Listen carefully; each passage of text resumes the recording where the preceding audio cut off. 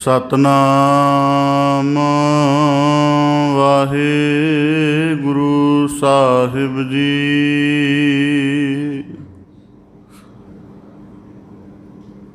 ਅਨ ਕਾਏ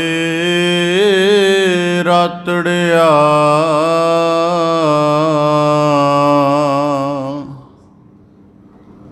ਵਾਟ ਦੁਹੇਲੀ ਰਾਮ।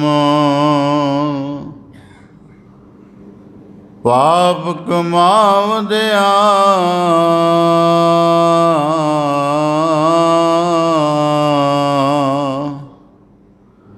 ਤੇਰਾ ਕੋਈ ਨਾਮ ਬੇਲੀ ਰਾਮ। ਕੋਈ ਨਾ ਬੇਲੀ ਹੋਏ ਤੇਰਾ ਸਦਾ ਪਛਤਾਵਹਿ।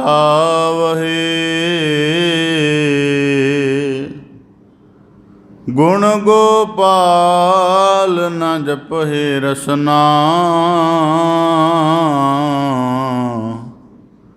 ਫਿਰ ਕਦਹੋਂ ਸੇ ਦੇਹ ਆਵਹਿ। ਤਰਵਰ ਵਿਸ਼ੁੰਨੇ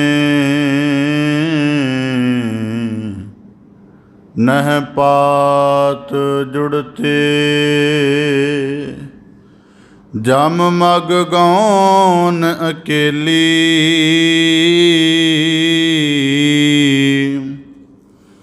ਬਿਨਵੰਤ ਨਾਨਕ ਬਿਨ ਨਾਮ ਹਰਿ ਕੈ ਸਦਾ ਫਿਰਤ ਦੁਹੇਲੀ। ਪਾਈ ਰੇ ਰਾਮ ਕਹੋ ਚਿਤ ਲਾਏ ਹਰ ਜਸ ਵਖਰ ਲੈ ਚਲੋ ਸੋ ਦੇਖੈ ਪਤੀ ਆਏ। ਬੇਸੁਮਾਰ ਅਥਾਹ ਅਗਨਤ ਤੋਲੈ ਜਿਉ ਬੁਲਾਵਹੁ ਤਿਉ ਨਾਨਕ ਦਾਸ ਬੋਲੇ। ਸਤਨਾਮ ਵਾਹਿਗੁਰੂ ਸਾਹਿਬ ਜੀ। ਰਾਮ ਚੁਰੈ ਦਲ ਮੇਲਵੈ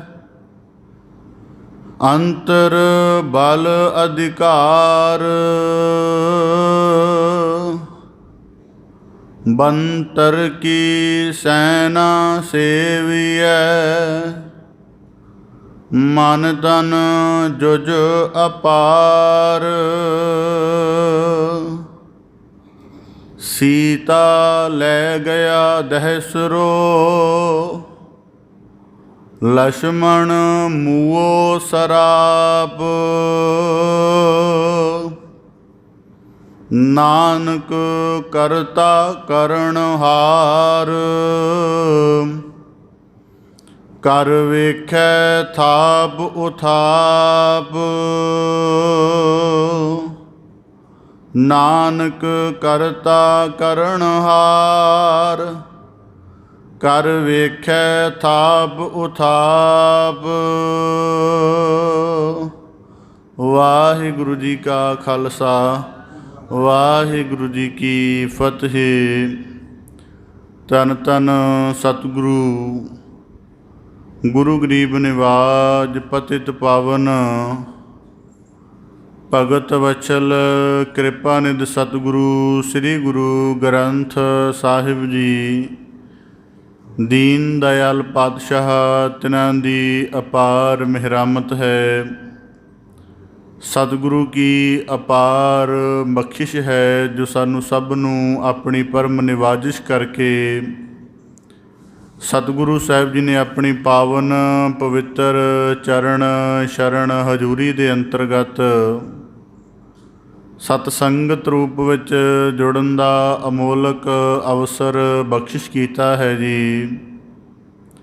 ਆਪ ਜੀ ਬੜੇ ਸੁਭਾਗਸ਼ਾਲੀ ਹੋ ਜੋ ਆਪਣੇ ਮਨੁੱਖਾ ਜੀਵਨ ਦੇ ਦੁਰਲੱਭ ਅਵਸਰ ਨੂੰ ਗੁਰੂ ਸ਼ਬਦ ਦੇ ਅਭਿਆਸ ਨਾਲ, ਗੁਰੂ ਕੇ ਮੁਬਾਰਕ ਚਰਨਾਂ ਦੀ ਪ੍ਰੀਤ ਦੇ ਨਾਲ, ਸਤ ਸੰਗਤ ਰੂਪ ਸਾਧਨਾ ਦੇ ਨਾਲ ਸਫਲ ਕਰਨ ਦਾ, ਸਕਾਰਥ ਕਰਨ ਦਾ ਸ਼ੁਭ ਯਤਨ ਕਰ ਰਹੇ ਹੋ ਜੀ। ਬੜੇ ਸੁਭਾਗਸ਼ਾਲੀ ਹੋ।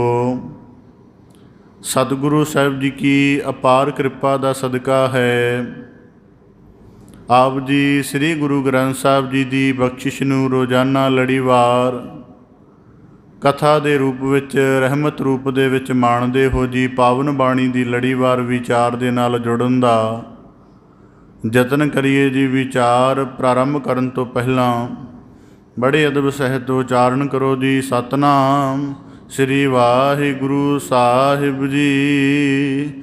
ਰਾਮ ਚੁਰੈ ਦਲ ਮੇਲਵੈ, ਅੰਤਰ ਬਲ ਅਧਿਕਾਰ।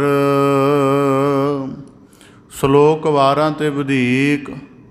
ਮਹੱਲਾ ਪਹਿਲਾ ਦੀ ਪਾਵਨ ਬਾਣੀ ਦੇ ਅੰਤਰਗਤ ਸਤਿਗੁਰੂ ਗੁਰੂ ਨਾਨਕ ਦੇਵ ਸਾਹਿਬ ਜੀ ਅੱਜ ਦੇ ਪਾਵਨ ਸ਼ਲੋਕ ਦੁਆਰਾ ਬਖਸ਼ਿਸ਼ ਕਰਦਿਆਂ ਸਾਨੂੰ ਇਸ ਨੁਕਤੇ ਉੱਪਰ ਉਪਦੇਸ਼ ਬਖਸ਼ਿਸ਼ ਕਰਦੇ ਹਨ ਕਿ ਜੋ ਸੰਪੂਰਨ ਹੈ, ਜੋ ਸਰਵ ਵਿਆਪਕ ਹੈ, ਸਰਵ ਸਮਰੱਥ ਹੈ ਅਤੇ ਕਾਰਨ ਰਚਨਾ ਅਤੇ ਕਾਰਨ ਦੇ ਵਿੱਚ ਗੁਜ਼ਰਨਾ ਅਤੇ ਕਾਰਜ ਦੇ ਵਿੱਚ ਪੂਰਾ ਹੋ ਕੇ ਆਪਣੀ ਕਲਾ ਦਾ ਪ੍ਰਕਾਸ਼ ਕਰਨਾ, ਇਹ ਕੇਵਲ ਅਕਾਲ ਪੁਰਖ ਸਿਰਜਣਹਾਰ ਹੀ ਹੈ।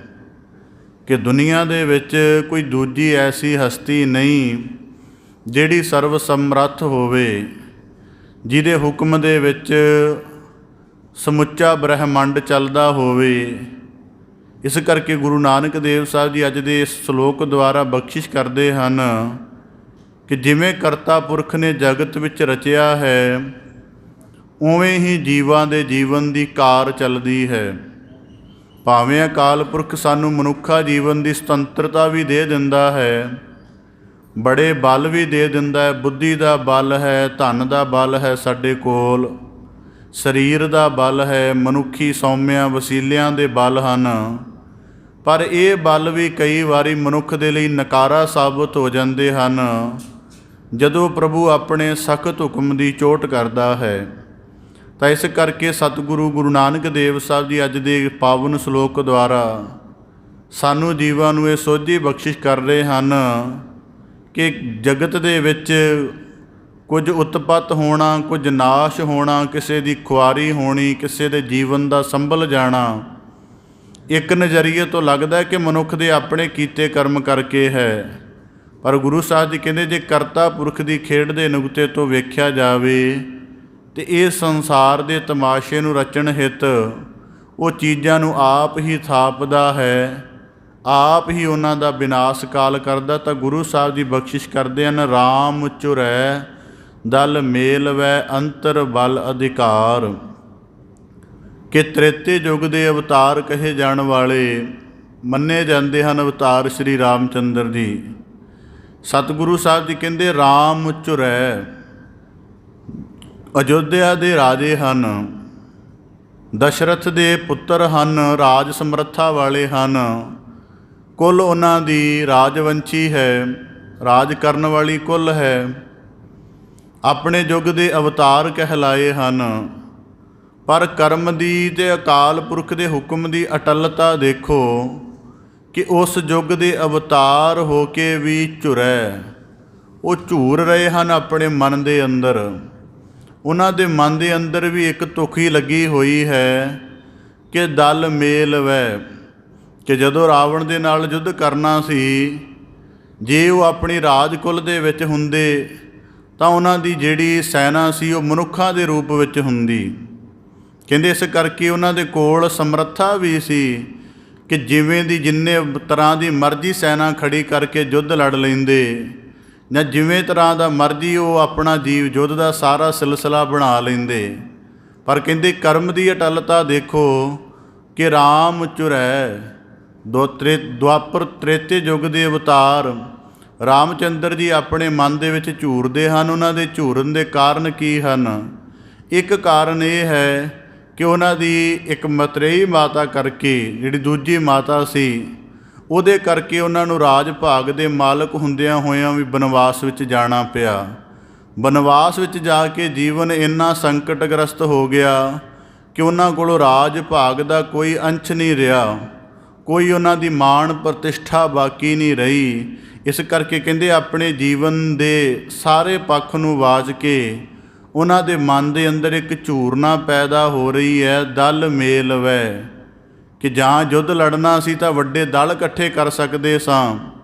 ਅੰਤਰ ਬਲ ਅਧਿਕਾਰ ਤੇ ਜਿਨ੍ਹਾਂ ਕੋਲ ਹੈ, ਰਾਜਵੰਸ਼ੀ ਸਨ, ਰਾਜ ਕੁਲ ਦੇ ਮਾਲਕ, ਕਿ ਜਿੰਨਾ ਵੱਡੀ ਮਰਜ਼ੀ ਸੈਨਾ ਖੜੀ ਕਰਕੇ ਯੁੱਧ ਕਰ ਲੈਂਦੇ, ਪਰ ਕਹਿੰਦੇ ਉਹ ਨਹੀਂ ਹੋ ਸਕਿਆ। ਕਰਮ ਦਾ ਵਿਧਾਨ ਹੀ ਐਸਾ ਬਣਿਆ, ਉਹਨਾਂ ਨੂੰ ਆਪਣੇ ਜੀਵਨ ਦੇ ਉਸ ਪਲ 'ਤੇ ਆਉਣਾ ਪਿਆ ਜਿੱਥੇ ਰਾਜ ਕੁਲ ਹੁੰਦਿਆਂ ਹੋਇਆਂ ਵੀ ਉਹਨਾਂ ਦਾ ਬਨ ਵਿੱਚ ਵਾਸ ਹੈ, ਜਿੱਥੇ ਉਹ ਇੰਨੀ ਵੱਡੀ ਸੈਨਾ ਦੇ ਮਾਲਕ ਹੁੰਦਿਆਂ ਹੋਇਆਂ ਵੀ ਕੇਵਲ ਇਕੱਲੇ ਹਨ, ਜਿੱਥੇ ਉਹਨਾਂ ਦੇ ਜੀਵਨ ਦੀ ਪ੍ਰਤਿਸ਼ਠਾ ਹੁੰਦਿਆਂ ਹੋਇਆਂ ਵੀ ਕੋਈ ਉਹਨਾਂ ਦੇ ਅੰਗ ਸੰਗ ਵੀ ਨਹੀਂ ਹੈ। ਕਹਿੰਦੇ ਜੀਵਨ ਦੀਆਂ ਇਹਨਾਂ ਸਾਰੀਆਂ ਹਾਲਾਤਾਂ ਨੂੰ ਵਾਚ ਕੇ ਰਾਮਚੰਦਰ ਜੀ ਆਪਣੇ ਮਨ ਅੰਦਰ ਝੂਰਦੇ ਹਨ। ਅੰਤਰ ਬਲ ਅਧਿਕਾਰ ਤੇ ਆਪਣੇ ਪੂਰਵਲੇ ਸਾਰੇ ਅਧਿਕਾਰਾਂ ਦੇ ਬਾਰੇ ਖਿਆਲ ਕਰਦੇ ਨੇ ਕਿ ਰਾਜ ਕੁਲ ਵਾਲੇ ਹਾਂ ਪਰ ਸੈਨਾ ਨਹੀਂ ਜੁਟਾ ਸਕੇ, ਰਾਜ ਕੁਲ ਵਾਲੇ ਹਾਂ ਪਰ ਸਿੰਘਾਸਣ ਕੋਲ ਨਹੀਂ, ਰਾਜ ਕੁਲ ਵਾਲੇ ਹਾਂ ਕਿਸੇ ਤਰੀਕੇ ਦੀ ਮਾਣ ਪ੍ਰਤਿਸ਼ਠਾ ਵੀ ਕੋਲ ਨਹੀਂ ਹੈ, ਬਨਵਾਸੀ ਬਣ ਕੇ ਵਿਚਰ ਰਹੇ ਹਾਂ। ਤਾਂ ਗੁਰੂ ਸਾਹਿਬ ਜੀ ਕਹਿੰਦੇ ਉਹਨਾਂ ਦਾ ਬਲ ਦੇਖੋ, ਹੈ ਤਾਂ ਉਹ ਅਵਤਾਰ ਸੀ, ਕਿੰਨੀਆਂ ਵੱਡੀਆਂ ਸੈਨਾਵਾਂ ਜੁਟਾ ਸਕਦੇ ਸਨ, ਪਰ ਉਹਨਾਂ ਦੇ ਕਰਮ ਵਿਧਾਨ ਦਾ ਖੇਤਰ ਐਸਾ ਬਣਿਆ ਕਿ ਕਿਸੇ ਤਰ੍ਹਾਂ ਦਾ ਪ੍ਰਕਾਰਜ ਉਹ ਆਪ ਨਹੀਂ ਕਰ ਸਕੇ।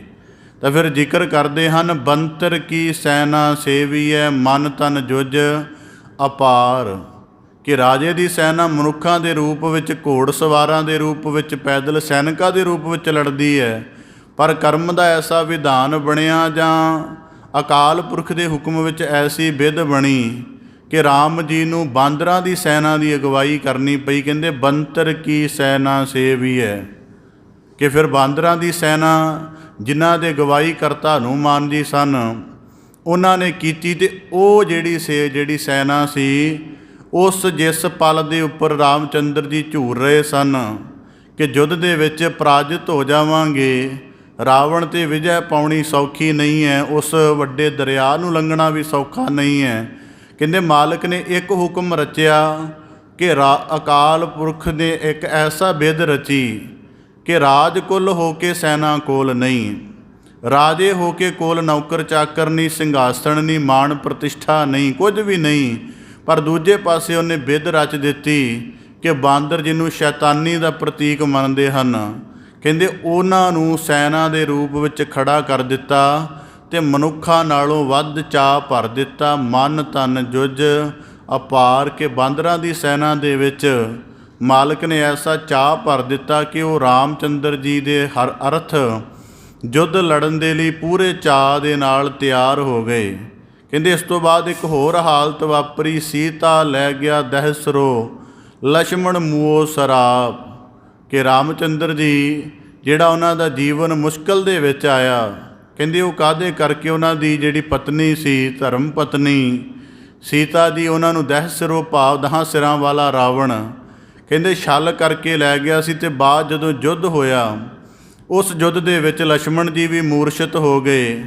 ਆਪਣੀ ਪਤਨੀ ਨੂੰ ਖੋਹਣ ਤੋਂ ਬਾਅਦ, ਆਪਣੇ ਭਰਾ ਦੇ ਮੂਰਛਿਤ ਹੋਣ ਤੋਂ ਬਾਅਦ ਜਦੋਂ ਇਕੱਲੇ ਰਹਿ ਗਏ, ਤਾਂ ਉਸ ਸਮੇਂ ਸ੍ਰੀ ਰਾਮਚੰਦਰ ਜੀ ਆਪਣੇ ਮਨ ਦੇ ਅੰਦਰ ਝੂਰਦੇ ਹਨ ਕਿ ਜੀਵਨ ਦਾ ਕੋਈ ਪੱਖ ਵੀ ਬਾਕੀ ਨਹੀਂ ਬਚਿਆ। ਤਾਂ ਪਰ ਗੁਰੂ ਨਾਨਕ ਦੇਵ ਸਾਹਿਬ ਜੀ ਕਹਿੰਦੇ ਇਸ ਸਾਰੇ ਖੇਲ ਨੂੰ ਇੰਜ ਨਾ ਦੇਖੋ ਕਿ ਰਾਮਚੰਦਰ ਜੀ ਨੂੰ ਝੂਰਨਾ ਪਿਆ, ਕਹਿੰਦੇ ਇੰਜ ਦੇਖੋ, ਨਾਨਕ ਕਰਤਾ ਕਰਨਹਾਰ ਕਰ ਵੇਖੈ ਥਾਪ ਉਥਾਪ, ਕਿ ਉਸ ਕਰਤੇ ਨੇ ਜਿਵੇਂ ਖੇਲ ਰਚਿਆ ਹੈ। ਇਸ ਕਰਕੇ ਕਿਹਾ ਜਾਂਦਾ ਹੈ ਕਿ ਰਾਮਚੰਦਰ ਜੀ ਦੇ ਝੂਰਨ ਕਰਕੇ ਉਹਨਾਂ ਦੀਆਂ 2 ਕਲਾਵਾਂ ਘਟ ਗਈਆਂ ਸਨ, ਸੰਪੂਰਨ ਅਵਤਾਰ ਨਹੀਂ ਹੋਏ ਹਨ।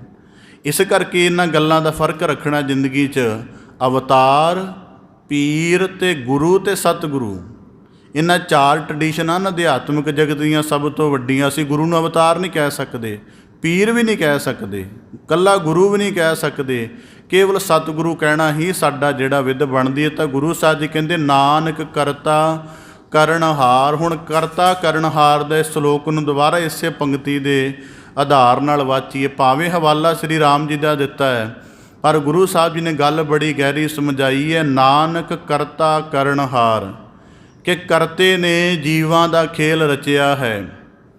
ਉਸ ਜੀ ਖੇਲ ਦੇ ਵਿੱਚ ਸਗਲੀ ਜਿਹੜੀ ਕਾਇਨਾਤ ਹੈ, ਚਾਹੇ ਅਵਤਾਰ, ਪੀਰ, ਪੈਗੰਬਰ, ਇਹ ਵੀ ਸਾਰੇ ਆਉਂਦੇ ਹਨ।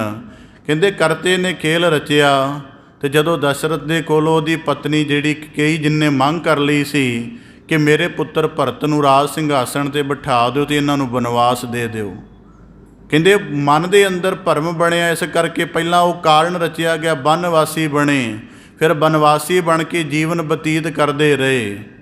ਇਹ ਕਰਤਾ ਹੀ ਹੈ ਕਿ ਜਿਹੜਾ ਰਾਜ ਭਾਗ ਦੇ ਮਾਲਕਾਂ ਨੂੰ ਬਨਵਾਸ ਦੇ ਵੱਲ ਤੋਰ ਦੇਵੇ। ਕਹਿੰਦੇ ਕਰਤਾ ਹੈ ਕਿ ਹੈ ਉਹ ਆਪਣੇ ਰਾਜ ਕੁਲ ਦੇ ਮਾਲਕ ਦਸ਼ਰਥ ਦੇ ਪੁੱਤਰ। ਕਹਿੰਦੇ ਉਹਨਾਂ ਦੇ ਬਨਵਾਸ ਜਾਣ ਕਰਕੇ ਹੀ, ਇਸੇ ਤਰ੍ਹਾਂ ਉਹਦੀ ਪਿਛਲੀ ਸਾਰੀ ਕੜੀ ਨੂੰ ਆਪ ਜੀ ਜਾਣਦੇ ਹੋ ਕਿ ਦਸ਼ਰਥ ਨੇ ਜਦ ਸਰਵਣ ਦਾ ਕਹਿੰਦੇ ਤੀਰ ਮਾਰ ਕੇ ਉਹਦਾ ਕਤਲ ਕਰ ਦਿੱਤਾ ਸੀ, ਅਤੇ ਉਹਦੇ ਝੂਰਦੇ ਹੋਏ ਉਹਦੇ ਮਾਂ ਪਿਓ ਵੀ ਪਹਿਲਾਂ ਝੂਰੇ ਸਨ। ਗੁਰੂ ਸਾਹਿਬ ਜੀ ਕਹਿੰਦੇ ਕਰਤੇ ਨੇ ਦੇਖੋ ਕਿੰਨੀ ਲੰਮੀ ਕਰਮ ਦੀ ਲੜੀ ਸਾਜੀ ਹੈ ਕਿ ਪਹਿਲਾਂ ਸਰਵਣ ਦੇ ਮਾਂ ਪਿਓ ਝੂਰੇ, ਉਹਨਾਂ ਨੇ ਦਸ਼ਰਥ ਨੂੰ ਸ਼ਰਾਪ ਦਿੱਤਾ। ਦਸ਼ਰਥ ਦਾ ਸ਼ਰਾਪ ਪੂਰਾ ਹੋਇਆ ਉਹਦੀ ਅਗਲੀ ਪਤਨੀ ਕਰਕੇ, ਅਤੇ ਉਹਦੇ ਆਪਣੇ ਪੁੱਤਰ ਨੂੰ ਬਨਵਾਸੀ ਹੋਣਾ ਪਿਆ। ਜਦੋਂ ਤੱਕ ਕਹਿੰਦੇ ਰਾਮ ਜੀ ਨਜ਼ਰ ਆਉਂਦੇ ਰਹੇ ਉਹਨਾਂ ਚਿਰ ਦਸ਼ਰਥ ਖਲੋਂਦਾ ਰਿਹਾ। ਆਖਰ ਦੇ ਵਿੱਚ ਜਿਹੜੀ ਮਮਟੀ 'ਤੇ ਚੜ੍ਹ ਕੇ ਦੇਖ ਰਿਹਾ ਸੀ ਉਹਦੇ ਤੋਂ ਹੀ ਛਾਲ ਮਾਰ ਕੇ ਮਰ ਗਿਆ। ਉਹਨੂੰ ਵੀ ਉਹ ਰਾਮਚੰਦਰ ਦੀ ਝੂਰਨਾ ਦੇ ਵਿੱਚ ਮਰਨਾ ਪਿਆ। ਰਾਜ ਕੁਲ ਦੇ ਮਾਲਕ ਹੋ ਕੇ ਬਨਵਾਸੀ ਹਨ, ਜੰਗਲਾਂ ਦੇ ਕੱਚੇ ਪੱਕੇ ਸੁੱਕੇ ਪੱਤੇ ਫਲ ਖਾ ਕੇ ਗੁਜ਼ਾਰਾ ਕਰਦੇ ਹਨ, ਹੈ ਰਾਜ ਕੁਲ ਦੇ ਮਾਲਕ।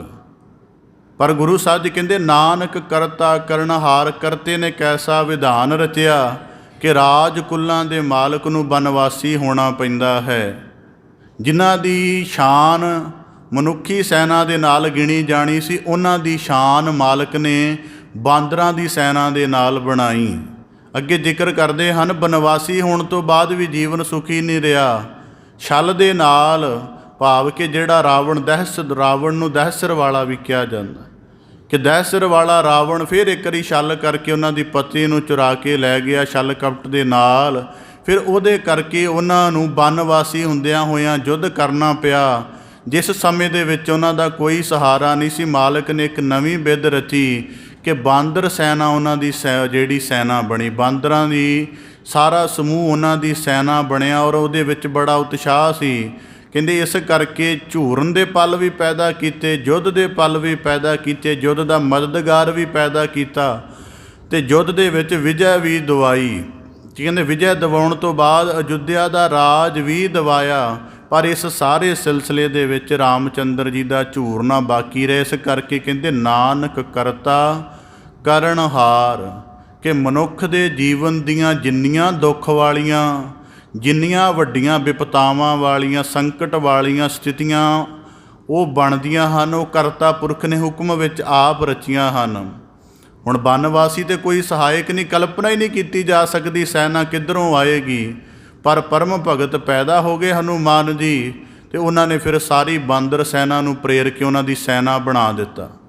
ਇਸ ਕਰਕੇ ਕਹਿੰਦੇ ਬਿਪਤਾ ਦੇ ਵਿੱਚ, ਮਾਲਕ ਦੇ ਹੁਕਮ ਵਿੱਚ ਰਚੀ ਹੋਈ ਬਿਪਤਾ 'ਚ ਜਦੋਂ ਬੰਦਾ ਘਿਰ ਜਾਵੇ, ਉਹਦੇ ਅੰਦਰ ਝੂਰਨ ਪੈਦਾ ਹੁੰਦਾ। ਹਰੇਕ ਬੰਦੇ ਅੰਦਰ ਹੁੰਦਾ ਹੈ।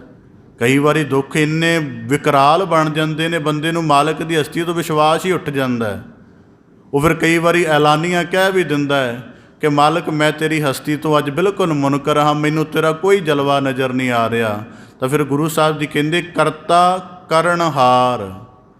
ਫਿਰ ਉਹ ਕਰਨਹਾਰ ਐਸਾ ਹੈ ਕਿ ਪਤਾ ਨਹੀਂ ਕਿਹੜੀ ਖੇਡ ਨੂੰ ਪਲਟ ਕੇ ਕਿਹਦੇ ਵੱਲ ਲਗਾ ਦੇਵੇ, ਕਿਹਦਾ ਮਦਦਗਾਰ ਬਣਾ ਦੇਵੇ। ਜਿਵੇਂ ਨਾਨਕ ਕਰਤਾ ਕਰਨਹਾਰ ਹੈ, ਇਹਦੀ ਨਾ ਭਗਤ ਮਾਲ ਦੇ ਵਿੱਚ ਉਹਨਾਂ ਨੇ ਇੱਕ ਬੜੀ ਚੰਗੀ ਵਿਆਖਿਆ ਕੀਤੀ ਹੋਈ ਕਿ ਕਰਤਾ ਕਰਨਹਾਰ ਕਿਵੇਂ। ਜਿਵੇਂ ਜਿਹੜੀ ਪ੍ਰਹਿਲਾਦ ਦੀ ਕਹਿੰਦੇ ਭੂਆ ਜੀ ਸੀ, ਉਹ ਕਹਿੰਦੇ ਸੀ ਕਿ ਹੋਲਕਾ, ਉਹਨੂੰ ਵਰ ਮਿਲਿਆ ਸੀ ਕਿ ਉਹਨੂੰ ਅੱਗ ਸਾੜ ਨਹੀਂ ਸਕਦੀ, ਉਹ ਇੱਕ ਚਾਦਰ ਜੀ ਲੈ ਕੇ ਪੈ ਗਈ। ਪਰ ਕਰਤਾ ਕਰਨਹਾਰ ਨੇ ਉਹ ਜਿਹੜੀ ਚਾਦਰ ਸੀ ਉਹ ਪ੍ਰਹਿਲਾਦ ਜੀ ਦੇ ਉੱਪਰ ਪੈ ਗਈ ਅਤੇ ਉਹਦੀ ਭੂਆ ਸੜ ਗਈ, ਭਾਵ ਕਿ ਹੋਲਕਾ। ਇਸ ਕਰਕੇ ਕਰਨਹਾਰ ਕਿ ਕਰਨਹਾਰ ਮਾਲਕ ਨੇ ਕਦੋਂ ਕਿਹੜੀ ਰਚਨਾ ਨੂੰ ਕਿਸ ਤਰ੍ਹਾਂ ਦੇ ਨਾਲ ਧਰਤੀ 'ਤੇ ਉਹਦੀ ਭੂਮਿਕਾ ਨਿਭਾਉਣ ਦੇ ਲਈ ਚਾਲੂ ਕਰ ਦੇਣਾ ਹੈ, ਕਹਿੰਦੇ ਕੁਝ ਨਹੀਂ ਜਾਣਿਆ ਜਾ ਸਕਦਾ। ਇਸ ਕਰਕੇ ਗੁਰੂ ਸਾਹਿਬ ਜੀ ਕਹਿੰਦੇ ਨਾਨਕ ਕਰਤਾ ਕਰਨਹਾਰ ਕਰ ਵੇਖੈ। ਉਹ ਆਪ ਹੀ ਆਪਣੀ ਰਚਨਾ ਦੇ ਵਿੱਚ ਜੀਵਾਂ ਨੂੰ ਰਚ ਕੇ ਫਿਰ ਉਹਨਾਂ ਦਾ ਨਾਸ਼ ਕਰਕੇ ਉਹਨਾਂ ਸਾਰਿਆਂ ਦੇ ਜੀਵਨ ਦੀ ਭਟਕਣ ਕਰਕੇ ਆਪ ਦੇਖਦਾ। ਇਹਨੂੰ ਇੱਕ ਹੋਰ ਨੁਕਤੇ ਤੋਂ ਵੀ ਸ਼ਲੋਕ ਨੂੰ ਵਾਚਿਆ ਜਾ ਸਕਦਾ ਹੈ ਕਿ ਸਾਡੇ ਜੀਵਨ ਦੇ ਕਰਮਾਂ ਦੀਆਂ 3 ਲੜੀਆਂ ਨੇ। ਇੱਕ ਹੈ ਪ੍ਰਾਰਬਧ ਕਰਮ, ਇੱਕ ਹੈ ਸੰਚਿਤ ਕਰਮ ਅਤੇ ਇੱਕ ਹੈ ਕਿਰਿਆਮਨ ਕਰਮ। ਸਾਨੂੰ ਸਾਡੇ ਮਾਂ ਪਿਓ ਮਿਲੇ ਨੇ, ਭੈਣ ਭਰਾ ਮਿਲੇ ਨੇ, ਸਰੀਰ ਮਿਲਿਆ, ਸਮਾਜ ਮਿਲਿਆ, ਸਾਨੂੰ ਅੱਧਾ ਕੁ ਚੰਗਾ ਲੱਗਦਾ, ਅੱਧਾ ਕੁ ਨਹੀਂ ਚੰਗਾ ਲੱਗਦਾ, ਪੂਰਾ ਸਾਡੇ ਅਨੁਸਾਰ ਨਹੀਂ ਮਿਲ ਸਕਿਆ। ਇਹ ਸਾਡੇ ਪ੍ਰਾਰਬਧ ਕਰਮ ਨੇ। ਸਾਨੂੰ ਸਰੀਰ ਨਹੀਂ ਨਿਰੋਗੀ ਮਿਲਿਆ, ਇਹ ਸਾਡੇ ਪ੍ਰਾਰਬਧ ਕਰਮ ਨੇ। ਪਰਿਵਾਰ ਬੜਾ ਸਹਿਯੋਗੀ, ਪਿਆਰ ਵਾਲਾ, ਸਹਿਯੋਗ ਵਾਲਾ ਜਾਂ ਗਿਆਨ ਵਾਲਾ ਨਹੀਂ ਮਿਲਿਆ, ਇਹ ਸਾਡੇ ਪ੍ਰਾਰਬਧ ਕਰਮ ਨੇ। ਜਨਮ ਸਮੇਂ ਜਿਵੇਂ ਜਿੰਨਾ ਕੁਝ ਮਿਲ ਗਿਆ ਉਹ ਸਾਡੇ ਪ੍ਰਾਰਬਧ ਕਰਕੇ ਹੈ। ਇੱਕ ਹੁੰਦੇ ਪ੍ਰਾਰਬਧ ਕਰਮ, ਇੱਕ ਹੁੰਦੇ ਸੰਚਿਤ ਕਰਮ ਜਿਹੜੇ ਅਸੀਂ ਸਾਰੀ ਜ਼ਿੰਦਗੀ ਕਰਾਂਗੇ ਜੰਮਣ ਤੋਂ ਲੈ ਕੇ ਮਰਨ ਤੱਕ। ਇੱਕ ਹਨ ਕਿਰਿਆਮਨ ਕਰਮ ਕਿ ਪ੍ਰਾਰਬਧ ਦੇ ਕਰਮਾਂ ਕਰਕੇ ਸਾਡੀਆਂ ਕੁਝ ਬਿਰਤੀਆਂ ਬਣ ਗਈਆਂ ਅਤੇ ਕੁਝ ਇਸ ਜਨਮਾਂ ਦੇ ਕਰਕੇ ਸਾਡੀਆਂ ਬਿਰਤੀਆਂ ਬਣ ਗਈਆਂ। ਇਹਨਾਂ 3 ਕਰਮਾਂ ਦੀ ਲੜੀ ਵਿੱਚ ਮਨੁੱਖ ਨੂੰ ਗੁਜ਼ਰਨਾ ਪੈਂਦਾ ਹੈ। ਬੜੀ ਵਧੀ ਸਾਡੇ ਮੈਂ ਕੱਲ੍ਹ ਹੀ ਇੱਕ ਦਿਹਾੜਾ ਸੀ ਅਧਿਆਪਕ, ਮੈਂ ਬੜਾ ਹੈਰਾਨ ਹੋਇਆ ਉਸ ਸੰਬੰਧ ਦੇ ਵਿੱਚ ਕਿ ਜਿਹੜਾ ਇੱਕ ਕਹਿ ਲਓ ਕਿ ਇਨਫੋਰਮੇਸ਼ਨ ਟਰਾਂਸਫਰ ਕਰਨ ਵਾਲੇ ਨੂੰ ਅਧਿਆਪਕ ਥੋੜ੍ਹਾ ਕਿਹਾ ਜਾ ਸਕਦਾ। ਅੱਜ ਵਿੱਦਿਆ ਦਾ ਪੈਟਰਨ ਕੀ ਹੈ? ਸਿਰਫ ਜਿਹੜੀ ਇਨਫੋਰਮੇਸ਼ਨ ਹੈ ਟਰਾਂਸਫਰ ਕੀਤੀ ਜਾ ਰਹੀ ਹੈ, ਉਹਦਾ ਅਮਲ ਕਿਵੇਂ ਪੈਦਾ ਹੋਣਾ, ਉਹਦੇ ਅਮਲ ਦੇ ਨਾਲ ਅਨੁਭਵ ਕਿਵੇਂ ਬਣਨਾ, ਇਸ ਗੱਲ ਦਾ ਕਿਸੇ ਨੂੰ ਨਹੀਂ ਪਤਾ। ਉਹਦੇ ਵਿਚਲੀ ਇੱਕ ਬਾਤ ਹੈ ਕਿ ਜੀਵਨ ਦੇ ਵਿੱਚ ਸਾਨੂੰ ਇੱਕ ਰੱਟ ਦੁਹਰਾਈ ਜਾਂਦੀ ਸੀ ਕਿ ਮਨੁੱਖ ਆਪਣੀ ਜ਼ਿੰਦਗੀ ਦਾ ਘੜਨ ਵਾਲਾ ਆਪ ਹੈ। ਇੱਕ ਵਾਕ ਕਿਹਾ ਜਾਂਦਾ ਸੀ ਕਿ ਜੋ ਤੁਸੀਂ ਮੈਥੋਂ ਤੁਸੀਂ ਕਰ ਸਕਦੇ ਹੋ। ਦੁਨੀਆ ਦੇ ਵਿੱਚ 80-90% ਐਸੇ ਬੰਦੇ ਨੇ ਜਿਨ੍ਹਾਂ ਦੇ ਵਿੱਚ ਪ੍ਰਤਿਭਾ ਸਿਖਰ ਦੀ ਸੀ, ਪਰ ਉਹ ਰੁਲਦੀ ਪਈ ਹੈ। ਇਸ ਕਰਕੇ ਇਹ ਨਹੀਂ, ਉਹਨੂੰ ਕਰਮ ਦੇ ਨੁਕਤੇ ਤੋਂ ਸਮਝਣਾ ਚਾਹੀਦਾ ਕਿ ਪ੍ਰਾਰਬਧ ਕਰਮ ਕਰਕੇ ਕਿਸੇ ਨੂੰ ਪ੍ਰਤਿਭਾ ਮਿਲ ਸਕਦੀ ਹੈ, ਪਰ ਉਹਦੀ ਪ੍ਰਤਿਭਾ ਉਹਦੇ ਜੀਵਨ ਦਾ ਸੁੱਖ ਬਣੇ, ਇਹ ਇੱਕ ਵੱਖਰਾ ਵਿਸ਼ਾ ਹੈ। ਇਸ ਕਰਕੇ ਭਾਵੇਂ ਉਹ ਰਾਜਕੁਲ ਵਿੱਚ ਪੈਦਾ ਹੋਏ ਨੇ, ਹੁਣ ਰਾਜਕੁਲ ਵਿੱਚ ਪੈਦਾ ਹੋਇਆ ਹੋਵੇ ਬੰਦਾ ਤੇ ਕਲਪਨਾ ਇਹੀ ਕਰਦਾ ਕਿ ਰਾਜਾ ਹੋਵੇਗਾ। ਕੌਣ ਕਲਪਨਾ ਕਰਦਾ ਕਿ ਇਹ ਜੰਗਲਾਂ ਵਿੱਚ ਭਟਕਦੇ ਫਿਰਨਗੇ? ਕੌਣ ਕਲਪਨਾ ਕਰੇਗਾ ਕਿ ਇਹਨਾਂ ਦੇ ਵੱਡੇ ਸੂਰਬੀਰ ਸੈਨਿਕਾਂ ਦੀ ਬਜਾਏ ਬਾਂਦਰ ਇਹਨਾਂ ਦੇ ਨਾਲ ਯੁੱਧ ਲੜਨਗੇ? ਕੌਣ ਕਲਪਨਾ ਕਰੇਗਾ? ਇਸ ਕਰਕੇ ਗੁਰੂ ਸਾਹਿਬ ਜੀ ਕਹਿੰਦੇ ਜਿਹੜੀ ਕਰਤਾ ਕਰਨਹਾਰ ਨੇ ਖੇਡ ਰਚੀ ਹੈ, ਉਹਦੇ ਵਿੱਚੋਂ ਪ੍ਰਾਰਬਧ ਕਰਮਾਂ ਦੀ ਸਾਰੀ ਜਿਹੜੀ ਸਿਲਸਿਲਾ ਹੈ ਉਹ ਮਨੁੱਖ ਦੇ ਕੋਲੋਂ ਭੁਗਤਾ ਲੈਂਦਾ ਹੈ। ਇਸ ਕਰਕੇ ਆਖਦੇ ਨੇ ਕਰ ਵੇਖੈ ਥਾਪ ਉਥਾਪ, ਕਦੇ ਆਪਣੇ ਜੀਵਨ ਦੇ ਵਿੱਚ ਝੂਰਨਾ ਨਾ ਪੈਦਾ ਹੋਣ ਦਿਓ। ਕਰਮ ਦੇ ਵਿਧਾਨ ਨੂੰ ਬੜੀ ਗਹਿਰਾਈ ਦੇ ਨਾਲ ਸਮਝ ਕੇ ਅਤੇ ਹਰੇਕ ਕਰਮ ਨੂੰ ਸ਼ੁੱਧਤਾ ਦੇ ਨਾਲ ਜਿਉਣ ਦਾ ਯਤਨ ਕਰੋ। ਕਹਿੰਦੇ ਇਹੀ ਸਭ ਤੋਂ ਵੱਡਾ ਕਰਮ ਹੈ। ਇਸ ਕਰਕੇ ਗੁਰੂ ਸਾਹਿਬ ਜੀ ਕਹਿੰਦੇ ਨਾਨਕ ਕਰਤਾ ਕਰਨਹਾਰ, ਕਰਤੇ ਨੇ ਕਰਮ ਦੀ ਲੜੀ ਸਾਜੀ ਅਤੇ ਜਿਵੇਂ ਜਿਵੇਂ ਜੀਵ ਕਰਮ ਦੀ ਲੜੀ ਵਿੱਚੋਂ ਗੁਜ਼ਰਦੇ ਜਾਂਦੇ ਹਨ ਉਵੇਂ ਕਰਨਹਾਰ ਇਹਨਾਂ ਦੇ ਜੀਵਨ ਦਾ ਖੇਲ ਬਣਾ ਦਿੰਦਾ ਹੈ। ਕਰ ਵੇਖੈ ਥਾਪ ਉਥਾਪ, ਫਿਰ ਹਰ ਇੱਕ ਚੀਜ਼ ਉਵੇਂ ਉਵੇਂ ਮਨੁੱਖ ਦੇ ਜੀਵਨ ਵਿੱਚ ਚੱਲਦੀ ਜਾਂਦੀ ਹੈ। ਮਨ ਮਹਿ ਝੂਰੈ ਰਾਮਚੰਦ, ਸੀਤਾ ਲਛਮਣ ਜੋਗ। ਹੁਣ ਸਤਿਗੁਰੂ ਸਾਹਿਬ ਜੀ ਅਗਲੇ ਸ਼ਲੋਕ ਵਿੱਚ ਵੀ ਇਸੇ ਵਿਸ਼ੇ ਦੇ ਨਾਲ ਸ਼ਲੋਕ ਬਖਸ਼ਿਸ਼ ਕਰਦੇ ਹਨ। ਮਨ ਮਹਿ ਝੂਰੈ ਰਾਮਚੰਦ, ਕਿ ਜਦੋਂ ਰਾਮਚੰਦਰ ਜੀ ਨੇ ਦੇਖਿਆ ਕਿ ਲਛਮਣ ਵੀ ਮੂਰਛਿਤ ਹੋ ਗਿਆ ਹੈ, ਸੀਤਾ ਦਾ ਵੀ ਅਪਹਰਣ ਹੋ ਗਿਆ ਹੈ, ਭਾਵ ਕਿ ਰਾਵਣ ਧਰੋਖੇ ਦੇ ਨਾਲ ਲੈ ਗਿਆ ਹੈ, ਤਾਂ ਕਹਿੰਦਾ ਉਹਨਾਂ ਦੇ ਮਨ ਅੰਦਰ ਗੁਰੂ ਸਾਹਿਬ ਜੀ ਕਹਿੰਦੇ ਝੂਰਨਾ ਪੈਦਾ ਹੁੰਦੀ ਹੈ ਕਿ ਪਤਨੀ ਵੀ ਨਹੀਂ ਰਹੀ, ਭਰਾ ਵੀ ਨਹੀਂ ਰਿਹਾ, ਰਾਜ ਕੁਲ ਵੀ ਨਹੀਂ ਰਹੀ, ਮਾਤਾ ਪਿਤਾ ਵੀ ਨਹੀਂ ਰਹੇ, ਰਾਜ ਸਿੰਘਾਸਣ ਵੀ ਨਹੀਂ ਰਿਹਾ, ਅਤੇ ਕਹਿੰਦੇ ਜਿਹੜੀ ਬਾਂਦਰਾਂ ਦੀ ਸੈਨਾ ਸੀ ਉਹ ਵੀ ਕੁੰਭਕਰਨ ਨੇ ਬੜੀ ਖਪਾ ਦਿੱਤੀ ਸੀ, ਭਾਵ ਕਿ ਖਤਮ ਕਰ ਦਿੱਤੀ ਸੀ। ਕੁਝ ਵੀ ਨਾ ਰਿਹਾ। ਇੱਥੋਂ ਤੱਕ ਕਿ ਕਹਿੰਦੇ ਉਹਨਾਂ ਦਾ ਜਿਹੜਾ ਬਣਿਆ ਹੋਇਆ ਧਨੁਸ਼ ਸੀ ਉਹ ਵੀ ਟੁੱਟਣ ਕਿਨਾਰੇ ਆ ਗਿਆ। ਜਦੋਂ ਆਪਣੇ ਸਾਰੇ ਜੀਵਨ ਨੂੰ ਵਾਚਿਆ ਉਸ ਸਮੇਂ ਹੁਣ ਭਰਾ ਵੀ ਮੂਰਛਿਤ ਹੈ, ਪਰ ਮੂਰਛਿਤ ਭਰਾ ਨੂੰ ਜਿੰਦਾ ਨਹੀਂ ਕਰ ਸਕਦੇ। ਕਹਿੰਦੇ ਸੀਤਾ ਚੁਰਾ ਕੇ ਲੈ ਗਿਆ, ਹੁਣ ਵੱਡਾ ਪੁੱਲ ਲੰਘ ਕੇ ਰਾਵਣ ਦੇ ਨਾਲ ਯੁੱਧ ਨਹੀਂ ਕਰ ਸਕਦੇ। ਜੇ ਰਾਜ ਸਿੰਘਾਸਣ ਪ੍ਰਾਪਤ ਕਰਨ ਲਈ ਪਿੱਛੇ ਜਾਣ ਤੇ 14 ਸਾਲ ਦੇ ਪ੍ਰਣ ਤੋਂ ਬਿਨਾਂ ਕਿਸੇ ਨੇ ਨਗਰ ਦੇ ਵਿੱਚ ਨਹੀਂ ਵੜਨ ਦੇਣਾ। ਕਹਿੰਦੇ ਜਦੋਂ ਆਪਣੇ ਸਾਰੇ ਜੀਵਨ ਦੀਆਂ ਸਥਿਤੀਆਂ ਨੂੰ ਵਾਚਿਆ ਤਾਂ ਫਿਰ ਉਹਨਾਂ ਦੇ ਮਨ ਅੰਦਰ ਝੂਰਨ ਪੈਦਾ ਹੁੰਦਾ ਹੈ। ਕਹਿੰਦੇ ਫਿਰ ਇਤਨੇ ਨੂੰ ਹਣਵੰਤਰ ਆਰਾਧਿਆ ਆਇਆ ਕਰ ਸੰਜੋਗ। ਹਣਵੰਤਰ ਦਾ ਭਾਵ ਹਨੂਮਾਨ। ਕਹਿੰਦੇ ਫਿਰ ਮਾਲਕ ਦੇ ਨਾਮ ਦੀ ਆਰਾਧਨਾ ਕਰਨ ਵਾਲਾ ਰਾਮ ਭਗਤ ਸੀ ਹਨੂਮਾਨ। ਰਾਮ ਜੀ ਦੇ ਸਰੂਪ ਨੂੰ ਦੇਖ ਕੇ ਉਹਦੇ ਅੰਦਰ ਮਾਲਕ ਦੇ ਸਰੂਪ ਦਾ ਗਿਆਨ ਪੈਦਾ ਹੋਇਆ। ਉਹਨੂੰ ਇਉਂ ਲੱਗਿਆ ਕਿ ਰਾਮਚੰਦਰ ਜੀ ਮਾਲਕ ਦਾ ਰੂਪ ਹਨ ਅਤੇ ਭਗਵਾਨ ਮੰਨ ਕੇ ਉਹਨਾਂ ਦੀ ਆਰਾਧਨਾ ਕਰਨ ਆਇਆ। ਅਤੇ ਇਹਨੂੰ ਗੁਰੂ ਸਾਹਿਬ ਜੀ ਕਹਿੰਦੇ ਆਇਆ ਕਰ ਸੰਜੋਗ, ਕਿ ਵਾਨਰ ਜਿਹੜਾ ਸੀ, ਵਾਨਰਾਂ ਦੀ ਸੈਨਾ ਦਾ ਮੁਖੀ ਹਨੂਮਾਨ, ਉਸ ਸਮੇਂ ਦੇ ਵਿੱਚ ਦੇਖੋ ਮਾਲਕ ਦੀ ਕਲਾ। ਗੁਰੂ ਸਾਹਿਬ ਜੀ ਕਹਿੰਦੇ ਜਿਸ ਪਲ ਦੇ ਵਿੱਚ ਰਾਮਚੰਦਰ ਜੀ ਝੂਰ ਰਹੇ ਹਨ, ਉਸ ਪਲ ਦੇ ਵਿੱਚ ਹਨੂਮਾਨ ਵਰਗੇ ਭਗਤ ਨੂੰ ਰਾਮ ਜੀ ਦੇ ਵਿੱਚ ਮਾਲਕ ਦਾ ਅਕਸ ਨਜ਼ਰ ਆਉਂਦਾ ਹੈ, ਅਕਾਲ ਪੁਰਖ ਸਿਰਜਣਹਾਰ ਦੀ ਛਵੀ ਨਜ਼ਰ ਆਉਂਦੀ ਹੈ। ਅਤੇ ਕਹਿੰਦੇ ਸੰਜੋਗ ਕਰਕੇ ਉਹਨਾਂ ਦਾ ਭਗਤ ਬਣਦਾ ਹੈ। ਇਹ ਇੱਧਰਲਾ ਪੱਖ ਹੈ। ਪਰ ਗੁਰੂ ਸਾਹਿਬ ਜੀ ਕਹਿੰਦੇ ਦੂਜਾ ਪੱਖ ਇਹ ਹੈ, ਭੂਲਾ ਦੈਤ ਨ ਸਮਝਈ ਤਿੰਨ ਪ੍ਰਭ ਕੀਏ ਕਾਮ। ਕਿ ਇੱਧਰ ਤਾਂ ਇਹਨਾਂ ਦੀ ਇਹ ਹਾਲਤ ਹੋ ਗਈ, ਦੂਜੇ ਪਾਸੇ ਭੂਲਾ ਦੈਂਤ ਭਾਵ ਕਿ ਰਾਵਣ, ਉਹਨੇ ਸਮਝਿਆ ਕਿ ਬਨਵਾਸੀ ਹਨ ਅਤੇ ਇਹਨਾਂ ਦੀ ਪਤਨੀ ਚੁਰਾ ਲਵਾਂਗਾ, ਮੇਰੇ ਕੋਲ ਇੰਨੀ 1.25 ਲੱਖ ਮੇਰੀ ਸੈਨਾ ਹੈ, 1 ਲੱਖ ਪੂਤ 1.25 ਲੱਖ ਨਾਤੀ, ਮੇਰੀ ਲੰਕਾ ਦੇ ਵਿੱਚ ਪ੍ਰਵੇਸ਼ ਹੋਣ ਲੱਗਿਆ ਇੰਨੇ ਭੁੱਲ ਭੁਲਈਏ ਪੈ ਜਾਂਦੇ ਨੇ ਕਿ ਬੰਦਾ ਮੁੱਖ ਦੁਆਰ ਤੱਕ ਪਹੁੰਚ ਹੀ ਨਹੀਂ ਸਕਦਾ। ਕਹਿੰਦੇ ਭੂਲਾ ਦੈਂਤ ਨਾ ਸਮਝਈ। ਉਸ ਭੁੱਲੇ ਹੋਏ ਦੈਂਤ ਨੇ ਇਹ ਨਹੀਂ ਸਮਝਿਆ ਕਿ ਤਿੰਨ ਪ੍ਰਭ ਕੀਏ ਕਾਮ, ਕੇ ਮਾਲਕ ਨੇ ਰਚਨਾ ਰਚੀ ਹੈ ਕਿ ਜਿਹੜੀ ਸੀਤਾ ਦਾ ਅਪਹਰਣ ਕਰਕੇ ਸਮਝਦਾ ਕਿ ਮੈਨੂੰ ਕੋਈ ਪਹੁੰਚ ਨਹੀਂ ਸਕੇਗਾ। ਤਾਂ ਗੁਰੂ ਸਾਹਿਬ ਜੀ ਕਹਿੰਦੇ ਨਾਨਕ ਵੇ ਪ੍ਰਵਾਹੋ ਸੋ ਕਿਰਤ ਨ ਮਿਟਈ ਰਾਮ। ਇਸ ਸੈਨਾ, ਇਸ ਡਰ ਦਾ ਪ੍ਰਬੰਧ ਕਰ ਰਿਹਾ ਕਿ ਉਹਨਾਂ ਕੋਲ ਮਨੁੱਖਾਂ ਦੀ ਸੈਨਾ ਨਹੀਂ ਹੈ, ਯੁੱਧ ਕਿਵੇਂ ਕਰਨਗੇ, ਐਡੇ ਵੱਡੇ ਦਰਿਆ ਨੂੰ, ਸਾਗਰ ਨੂੰ ਕਿਵੇਂ ਲੰਘ ਕੇ ਆਉਣਗੇ। ਫਿਰ ਮੇਰੇ ਕਹਿੰਦੇ ਜੇ ਕਦੇ ਆਪ ਜੀ ਨੇ ਕਦੇ ਰਮਾਇਣ ਪੜ੍ਹੀ ਹੋਵੇ ਤਾਂ ਉਹਦੇ ਵਿੱਚ ਨਾ ਬੜੇ ਕਮਾਲ ਦੇ ਦ੍ਰਿਸ਼ ਆਉਂਦੇ ਨੇ।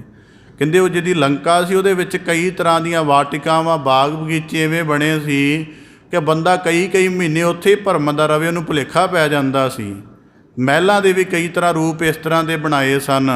ਤਾਂ ਗੁਰੂ ਸਾਹਿਬ ਜੀ ਕਹਿੰਦੇ ਨਾਨਕ ਵੇ ਪ੍ਰਵਾਹੋ ਸੋ ਕਿਰਤ ਨ ਮਿਟਈ ਰਾਮ, ਕਿ ਮਾਲਕ ਨੇ ਕਿਰਤ ਭਾਵ ਕਿ ਇਹ ਅਟੱਲ ਵਿਧਾਨ ਰਚਿਆ ਸੀ ਕਿ ਇਹਦੇ ਜੀਵਨ ਦਾ ਵਿਨਾਸ਼ ਕਾਲ ਰਾਮ ਜੀ ਦੇ ਹੱਥੋਂ ਹੀ ਹੋਣਾ ਸੀ। ਤਾਂ ਇਸ ਕਰਕੇ ਗੁਰੂ ਸਾਹਿਬ ਜੀ ਕਹਿੰਦੇ ਭੂਲਾ ਦੈਂਤ, ਉਹ ਭੁੱਲਿਆ ਹੋਇਆ ਦੈਂਤ ਰਾਵਣ ਇਸ ਭਰਮ ਦੇ ਵਿੱਚ ਕਰਮ ਕਰਦਾ, ਸੀਤਾ ਦਾ ਅਪਹਰਣ ਕਰਦਾ ਹੈ, ਪਰ ਉਹਨੂੰ ਬਾਅਦ ਦੇ ਵਿੱਚ ਨਹੀਂ ਪਤਾ ਕਿ ਇੱਕੋ ਵਾਨਰ ਨੇ ਉਹਦੀ ਸਾਰੀ ਸੈਨਾ, ਜਿਹੜੀ ਸਾਰੀ ਲੰਕਾ ਤਬਾਹ ਕਰ ਦੇਣੀ। ਇਸ ਕਰਕੇ ਗੁਰੂ ਸਾਹਿਬ ਜੀ ਕਹਿੰਦੇ ਨਾਨਕ ਵੇ ਪ੍ਰਵਾਹੋ ਸੋ, ਮਾਲਕ ਵੇ ਪ੍ਰਵਾਹ ਹੈ। ਇਸ ਕਰਕੇ ਤਾਂ ਬੜੀ ਵਾਰੀ ਸਾਨੂੰ ਕਈ ਹੁਣ ਜਿਨ੍ਹਾਂ ਨੂੰ ਸਾਰੇ ਧਰਮ ਇਕੱਠੇ ਹੀ ਦਿਖਦੇ ਨੇ, ਉਹਨਾਂ ਦੇ ਲਈ ਇਹ ਬੜੀ ਮੁਸ਼ਕਿਲ ਹੈ।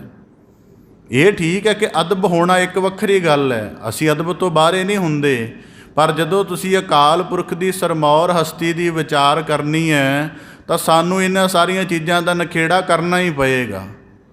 ਉਹ ਕਈ ਵਾਰੀ ਕਹਿਣਗੇ, ਹੁਣ ਜਿਵੇਂ ਗੁਰਬਾਣੀ ਵਿੱਚ ਰਾਮ ਸ਼ਬਦ ਬਹੁਤ ਦਫਾ ਹੁੰਦਾ ਹੈ, ਪਰ ਗੁਰੂ ਸਾਹਿਬ ਜੀ ਨੇ ਉਹਦਾ ਨਿਰਗੁਣਵਾਦੀ ਅਰਥ ਲਿਆ ਹੋਇਆ ਹੈ। ਨਿਰਗੁਣਵਾਦੀ ਅਰਥ ਦਾ ਭਾਵ ਜੋ ਮਾਲਕ ਕਣ ਕਣ 'ਚ ਰਮਿਆ ਹੈ ਉਹਨੂੰ ਗੁਰੂ ਸਾਹਿਬ ਜੀ ਨੇ ਰਾਮ ਕਿਹਾ ਹੈ। ਤਾਂ ਗੁਰੂ ਸਾਹਿਬ ਜੀ ਕਹਿੰਦੇ ਨਾਨਕ ਵੇ ਪ੍ਰਵਾਹੋ ਸੋ। ਜੇ ਅਸੀਂ ਤ੍ਰੇਤੇ ਯੁੱਗ ਦੇ ਅਵਤਾਰ ਸ਼੍ਰੀ ਰਾਮਚੰਦਰ ਨੂੰ ਸੰਪੂਰਨ ਗਿਣ ਲਈਏ ਤਾਂ ਮਾਲਕ ਤਾਂ ਵੇ ਪ੍ਰਵਾਹ ਹੈ, ਉਹ ਇੰਨੀ ਰਚਨਾ ਸਾਜ ਕੇ ਮੇਟ ਦਿੰਦਾ, ਉਹਨੂੰ ਕੋਈ ਫਿਕਰ ਨਹੀਂ ਲੱਗਦੀ। ਪਰ ਕਹਿੰਦੇ ਦੁਆਪਰ ਤ੍ਰੇਤੇ ਯੁੱਗ ਦੇ ਅਵਤਾਰ ਰਾਮ ਜੀ ਬਾਅਦ 'ਚ ਮਨ 'ਚ ਝੂਰਦੇ ਹਨ। ਇਸ ਕਰਕੇ ਕਿਉਂ ਕਿਰਤ ਨਾ ਮਿਟਈ ਰਾਮ। ਹੁਣ ਇਸ ਕਰਕੇ ਗੁਰੂ ਸਾਹਿਬ ਜੀ ਕਹਿੰਦੇ ਕਿਰਤ ਨਾ ਮਿਟਈ ਰਾਮ। ਇਹਦਾ ਭਾਵ ਇੱਕ ਵਾਰੀ ਫਿਰ ਅਰਜ਼ ਕਰਦੇ ਹਾਂ ਕਿ ਕਿਰਤ ਨਾ ਮਿਟਈ ਰਾਮ ਦਾ ਭਾਵ ਕੀ ਹੈ। ਕਿਰਤ ਦਾ ਭਾਵ ਜਿਹਨੂੰ ਅਸੀਂ ਪ੍ਰਾਰਬੱਧ ਕਰਮ ਕਹਿੰਦੇ ਹਾਂ। ਪ੍ਰਾਰਬੱਧ ਕਰਮਾਂ ਕਰਕੇ ਹੀ ਮਨੁੱਖ ਦੇ ਜੀਵਨ ਦੀਆਂ ਚੁਣੌਤੀਆਂ, ਕਈ ਵਾਰੀ ਰਾਮ ਦਾ ਜੀਵਨ ਚੱਲ ਰਿਹਾ ਹੁੰਦਾ ਹੈ, ਅਚਾਨਕ ਵਿਪਤਾ ਬਣਦੀ ਹੈ। ਕਾਰਨ ਕੀ ਹੈ? ਪ੍ਰਾਰਬੱਧ ਕਰਮ ਦੇ ਵਿੱਚ ਕਦੇ ਕਰਮਾਂ ਦੇ ਸਿਲਸਿਲੇ ਨੂੰ ਦੇਖਣਾ ਹੋਵੇ ਤੇ ਕਦੇ ਦਰਿਆ ਦੇ ਨੇੜੇ 5-7 ਘੰਟੇ ਗੁਜ਼ਾਰਨੇ, ਫਿਰ ਜ਼ਿੰਦਗੀ 'ਚ ਸੋਝੀ ਆ ਜਾਏਗੀ ਕਰਮ ਦਾ ਸਿਲਸਿਲਾ ਹੁੰਦਾ ਕੀ ਹੈ।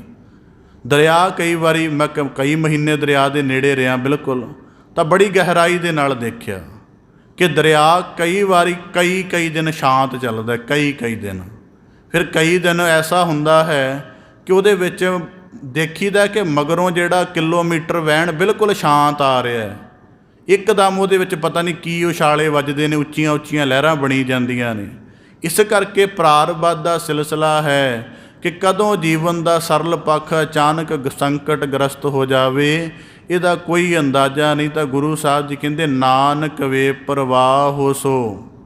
ਇਹ ਅਵਤਾਰ ਹਨ, ਪਰ ਜਿਹੜਾ ਪਰਿਪੂਰਨ ਮਾਲਕ ਹੈ ਉਹਨੂੰ ਕੋਈ ਪ੍ਰਵਾਹ ਨਹੀਂ, ਉਹ ਇਸ ਸਾਰੇ ਤੋਂ ਮੁਕਤ ਹੈ।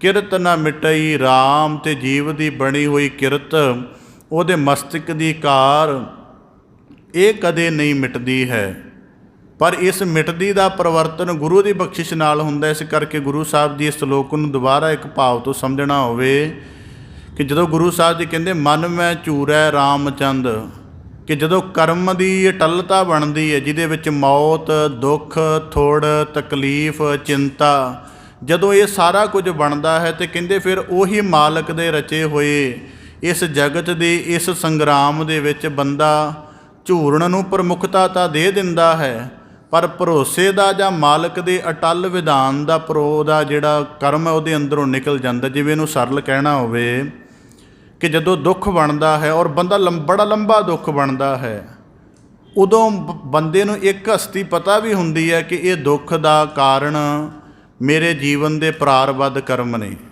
ਦੂਜਾ ਭਾਵ ਇਹ ਵੀ ਪਤਾ ਹੁੰਦਾ ਕਿ ਦੁੱਖ ਦਾ ਜਿਹੜਾ ਅੰਤਮ ਹਰਨ ਵਾਲਾ ਹੈ ਉਹ ਅਕਾਲ ਪੁਰਖ ਹੈ, ਪਰ ਉਸ ਸਮੇਂ ਦੁੱਖ ਦੀ ਭਿਅੰਕਰਤਾ ਇੰਨੀ ਬਣੀ ਹੁੰਦੀ ਹੈ ਕਿ ਬੰਦੇ ਦਾ ਜਿਹੜਾ ਅੰਦਰਲਾ ਭਰੋਸਾ ਹੈ ਉਹ ਆਪਣੇ ਆਪ ਨੂੰ ਪੂਰੀ ਤਰ੍ਹਾਂ ਠੋਸ ਬਣਾ ਹੀ ਨਹੀਂ ਸਕਦਾ, ਉਹਦੇ ਕੋਲ ਇਕੱਲਾ ਡੋਲਣਾ ਹੀ ਡੋਲਣਾ ਹੁੰਦਾ ਹੈ। ਇਸ ਕਰਕੇ ਗੁਰੂ ਸਾਹਿਬ ਜੀ ਕਹਿੰਦੇ ਸੀਤਾ ਲਛਮਣ ਜੋਗ। ਅਤੇ ਹੁਣ ਇਹਦੇ ਅਧਿਆਤਮਿਕ ਅਰਥ ਵੀ ਸਾਡੇ ਵਿਦਵਾਨਾਂ ਨੇ ਕੀਤੇ ਹੋਏ ਹਨ ਕਿ ਜਦੋਂ ਬੰਦਾ ਮਾਲਕ ਦੀ ਹਸਤੀ ਦੇ ਭਾਵ ਨੂੰ ਵਿਸਾਰ ਦੇਵੇ, ਫਿਰ ਉਹਦੀ ਪਤਨੀ ਕਰਕੇ ਅਤੇ ਪਰਿਵਾਰ ਕਰਕੇ ਖੁਆਰੀ ਹੁੰਦੀ, ਮਾਇਆ ਕਰਕੇ, ਸੰਪਦਾ ਕਰਕੇ ਖੁਆਰੀ ਹੁੰਦੀ ਹੈ।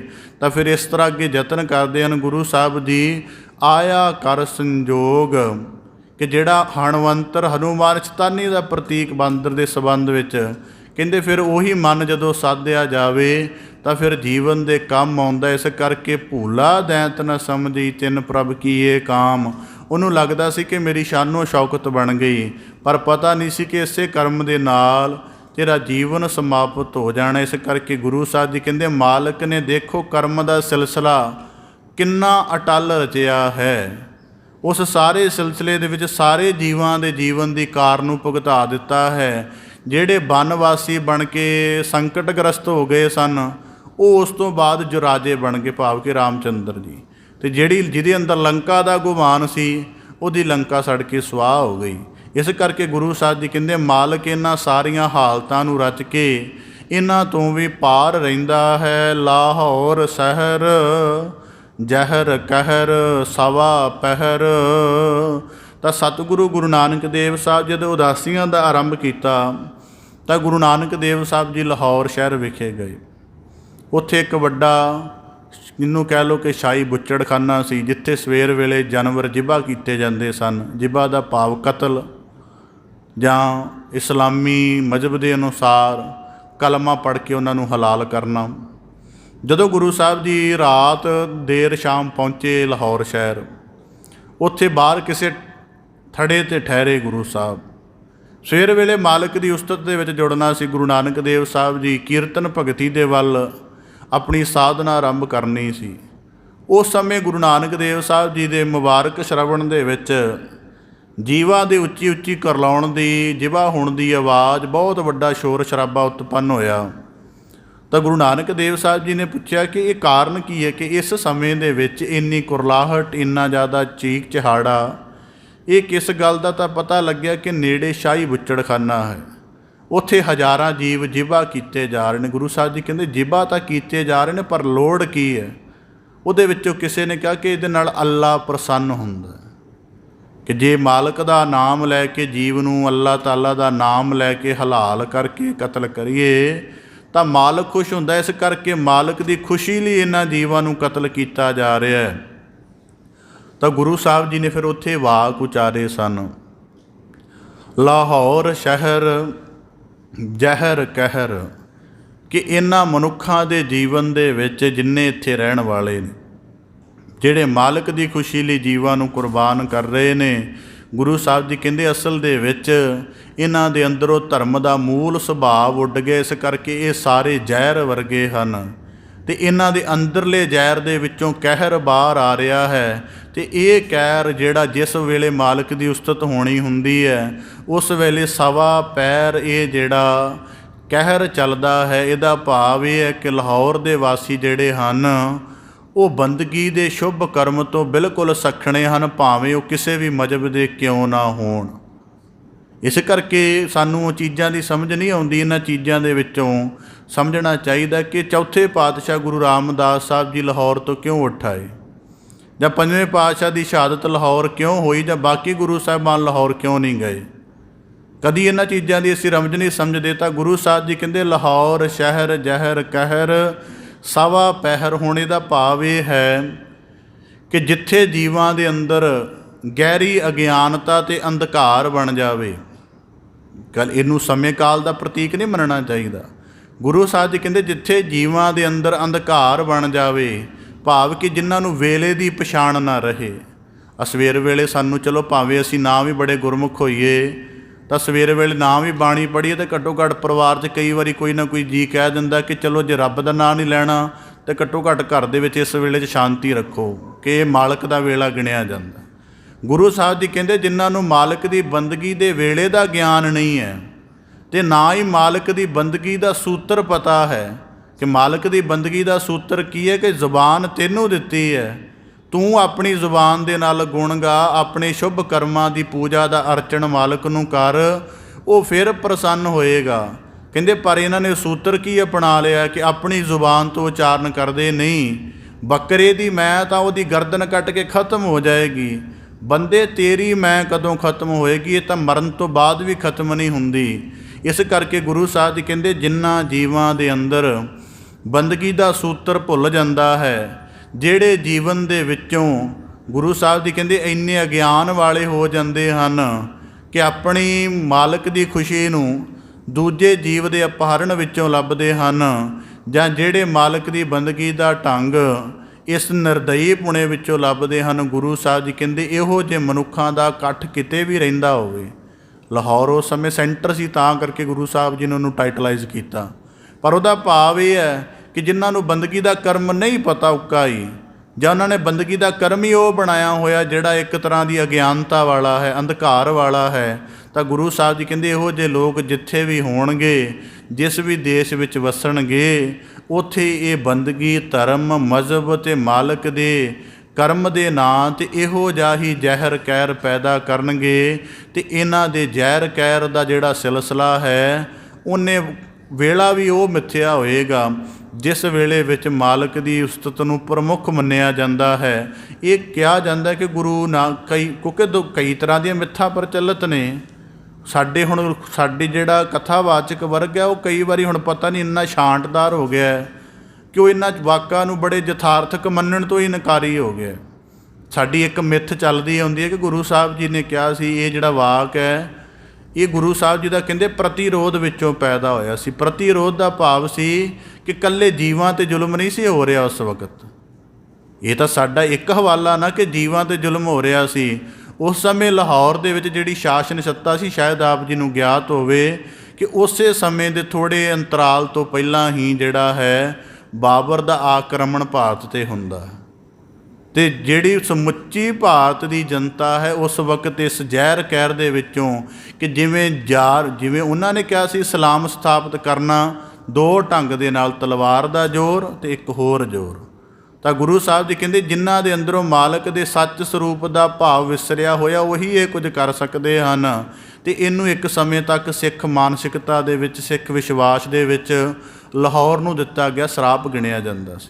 ਫਿਰ ਇਸ ਤੋਂ ਅੱਗੇ ਤੀਜੇ ਪਾਤਸ਼ਾਹ ਜਦੋਂ ਗੁਰੂ ਅਮਰਦਾਸ ਸਾਹਿਬ ਜੀ ਕੋਲ ਲਾਹੌਰ ਦੀ ਸੰਗਤ ਆਈ, ਉਹਨਾਂ ਨੇ ਕਿਹਾ ਸਤਿਗੁਰੂ ਸਾਹਿਬ ਜੀ ਗੁਰੂ ਨਾਨਕ ਪਾਤਸ਼ਾਹ ਦੇ ਐਸੇ ਵਾਕ ਹੋਏ ਹਨ, ਪਰ ਹੁਣ ਤਾਂ ਲਾਹੌਰ ਵਿੱਚ ਸਿੱਖੀ ਦੀ ਜੜ ਲੱਗ ਗਈ ਹੈ।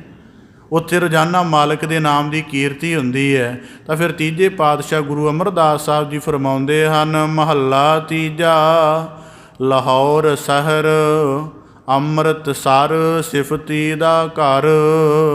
ਤਾਂ ਗੁਰੂ ਸਾਹਿਬ ਜੀ ਕਹਿੰਦੇ ਬਖਸ਼ਿਸ਼ ਕੀਤੀ ਫਿਰ ਤੀਜੇ ਪਾਤਸ਼ਾਹ ਨੇ ਕਿ ਇਹਦੀ ਤਾਂ ਮੂਲ ਪ੍ਰਵਿਰਤੀ ਲਾਹੌਰ ਦੀ ਇਵੇਂ ਦੀ ਰਹੇਗੀ, ਪਰ ਇਹਦੇ ਕਲਿਆਣ ਦੇ ਲਈ ਸਾਡੇ ਪ੍ਰਕਾਸ਼ ਦਾ ਇੱਕ ਸਰੂਪ ਦਾ ਅਵਤਰਣ ਇੱਥੇ ਹੋਵੇਗਾ। ਭਾਵ ਕਿ ਗੁਰੂ ਰਾਮਦਾਸ ਸਾਹਿਬ ਮਹਾਰਾਜ ਜੀ ਦਾ ਪ੍ਰਕਾਸ਼ ਉੱਥੋਂ ਹੋਏਗਾ ਅਤੇ ਉੱਥੋਂ ਭਗਤੀ ਦੀ ਧਾਰਾ ਉੱਠ ਕੇ ਇੱਕ ਨਵੇਂ ਥਾਂ 'ਤੇ ਜਾ ਕੇ ਫੈਲੇਗੀ ਅਤੇ ਉਸ ਥਾਂ ਦਾ ਨਾਂ ਹੋਏਗਾ ਅੰਮ੍ਰਿਤਸਰ।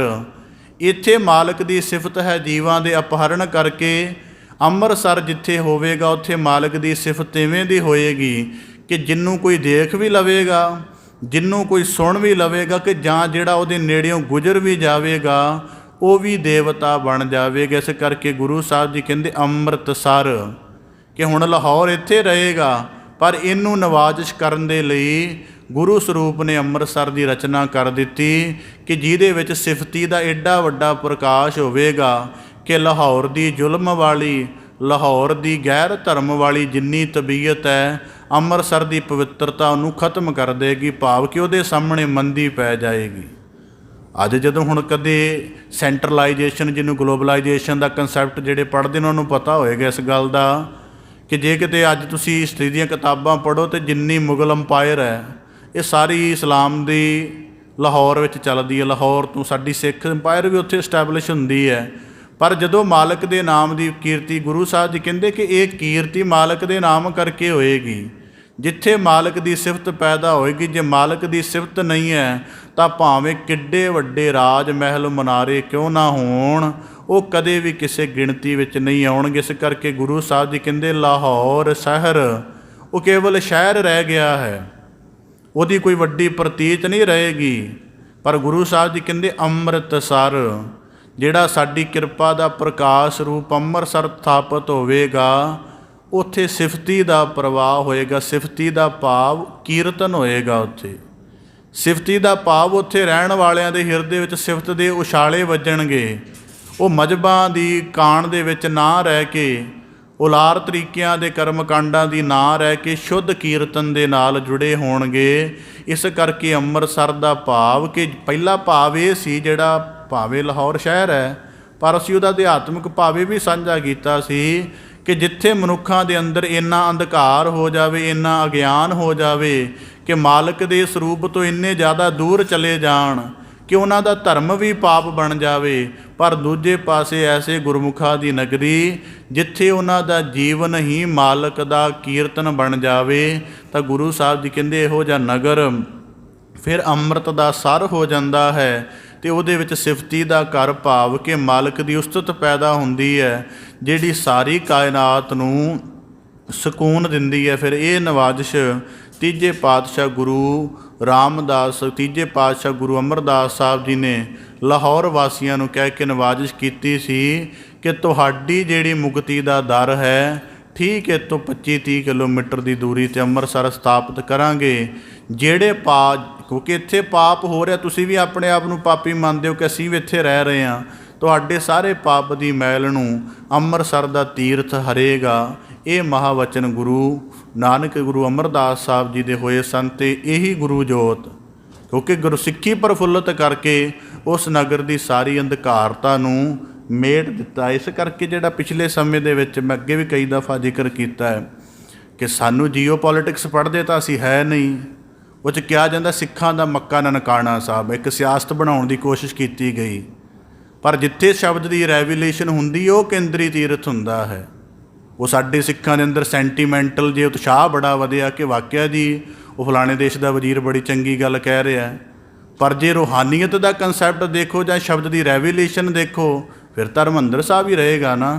ਇਸ ਕਰਕੇ ਗੁਰੂ ਸਾਹਿਬ ਜੀ ਕਹਿੰਦੇ ਅੰਮ੍ਰਿਤਸਰ ਸਿਫਤੀ ਦਾ ਘਰ। ਇਸ ਪ੍ਰਕਾਰ ਗੁਰੂ ਨਾਨਕ ਦੇਵ ਸਾਹਿਬ ਜੀ ਬਖਸ਼ਿਸ਼ ਕਰਦੇ ਹਨ 2 ਸਲੋਕਾਂ ਦੁਆਰਾ ਕਿ ਕਰਤਾ ਕਰਨਹਾਰ ਜੋ ਜੀਵਨ ਦੇ ਵਿੱਚ ਥਾਪਦਾ ਉਹੀ ਸਰਮੌਰ ਹੈ। ਉਹਦੇ ਹੁਕਮ ਭੈ ਭਾਣੇ ਅਤੇ ਰਜਾ ਵਿੱਚ ਪੂਰਨ ਰਾਜੀ ਰਹਿ ਕੇ ਉਹਦੀ ਰਜਾ ਨੂੰ ਪਛਾਨਣਾ ਅਤੇ ਖਿੜੇ ਮਨ ਦੇ ਨਾਲ ਉਸ ਸਾਰੇ ਕਰਤੇ ਦੀ ਕਾਰ ਨੂੰ ਹੰਡਾਉਣਾ ਹੀ ਗੁਰਮੁਖਾਂ ਦਾ ਕਰਮ ਹੈ। ਅਤੇ ਜੀਵਨ ਦੇ ਵਿੱਚ ਜੇ ਜੀਵਨ ਦੇ ਵਿੱਚ ਅਗਿਆਨ ਅੰਧਕਾਰ ਹੈ ਅਤੇ ਜੀਵਨ ਜ਼ਹਿਰ ਕਹਿਰ ਦੇ ਸਮਾਨ ਹੈ, ਅਤੇ ਜੇ ਜੀਵਨ ਦੇ ਵਿੱਚ ਕੀਰਤਨ ਮਾਲਕ ਦੀ ਉਸਤਤ ਹੈ ਅਤੇ ਫਿਰ ਇਹੀ ਜੀਵਨ ਮਾਲਕ ਦਾ ਦਰ ਘਰ ਬਣ ਕੇ ਉਹਦੀ ਕਿਰਪਾ ਦਾ ਪਾਤਰ ਬਣ ਜਾਂਦਾ। ਸਤਿਗੁਰੂ ਗੁਰੂ ਨਾਨਕ ਦੇਵ ਸਾਹਿਬ ਜੀ ਕਿਰਪਾ ਕਰਨ, ਸ਼ਬਦਾਂ ਦਾ ਭਾਵ ਉਪਦੇਸ਼ ਸਾਰਿਆਂ ਦੇ ਹਿਰਦੇ ਅੰਦਰ ਵਸ ਜਾਏ ਜੀ। ਸਾਰਿਆਂ ਦਾ ਇੱਥੇ ਆਇਆ ਸਫਲਾ ਹੋਵੇ ਜੀ। ਆਪ ਦੇ ਸਨਮੁਖ ਪਾਵਨ ਬਾਣੀ ਦੀ ਲੜੀਵਾਰ ਵਿਚਾਰ ਦਾ ਯਤਨ ਰੱਖਦਿਆਂ ਹੋਈਆਂ ਬੇਅੰਤ ਭੁੱਲਾਂ ਦੀ ਖਿਮਾ ਜਾਚਨਾ ਜੀ। ਬੜੇ ਅਦਬ ਸਹਿਤ ਗੱਜ ਕੇ ਫਤਿਹ ਅਰਜ ਕਰੋ ਜੀ। ਵਾਹਿਗੁਰੂ ਜੀ ਕਾ ਖਾਲਸਾ, ਵਾਹਿਗੁਰੂ ਜੀ ਕੀ ਫਤਿਹ।